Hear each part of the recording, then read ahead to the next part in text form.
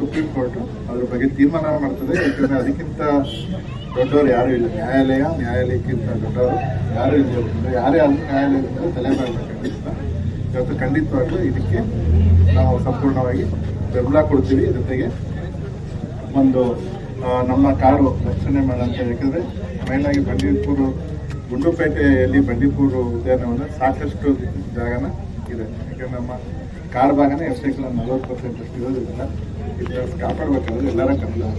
so ಈ ಒಂದು ಇವತ್ತು ಈ ಪ್ರತಿಭಟನೆಯಲ್ಲಿ ಈ ಕಾರ್ಯಕ್ರಮದಲ್ಲಿ ಎಲ್ಲ ನಮ್ಮ ರಾಜ್ಯದ ವಿವಿಧ ಭಾಗಗಳಿಂದ ಎಲ್ಲ